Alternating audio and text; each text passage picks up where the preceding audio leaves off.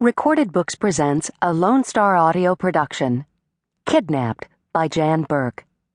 This unabridged recording is narrated by Eliza Foss. This book is copyrighted 2006 by Jan Burke.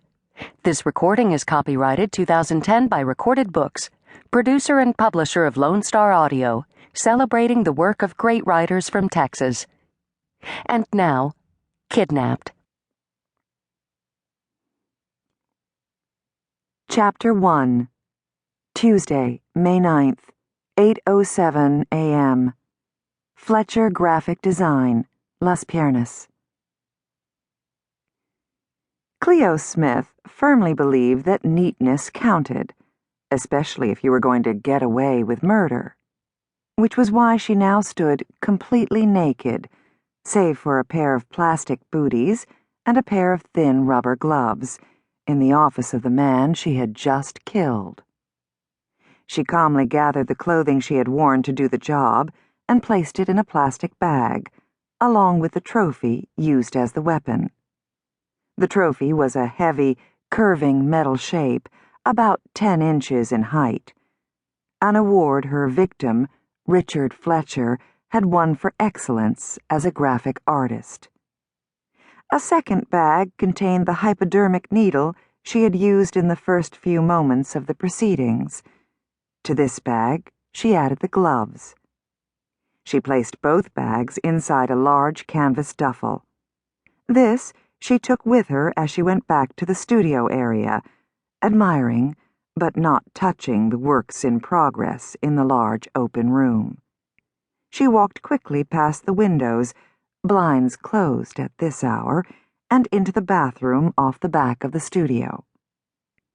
Richard had designed everything about this office and studio, including the full bathroom and changing area. He had needed a place where he could clean up and change clothes before meeting clients or heading home for the day. This worked admirably for her purposes as well. Taking her own soap, shampoo, and towels from the duffel, she stepped into the shower. She removed the booties, placing them in the plastic bag that held the gloves and needle. She turned on the water, unfazed by the initial coldness of it, and began to cleanse off the inevitable biological debris that resulted from the chosen method of murder. Soon the water warmed. She leaned into the hard spray. She did not fear interruption. Richard had been a free spirit in many ways, but his days followed a set, personally defined routine. His first 3 hours of the workday never included any appointments, and he was known for not answering the phone during those hours. She had placed a portable locking and alarm device on the front door, just in case. She had altered it slightly if someone should try to get past it. It wouldn't screech the kind of high-decibel alarm that would draw unwanted attention.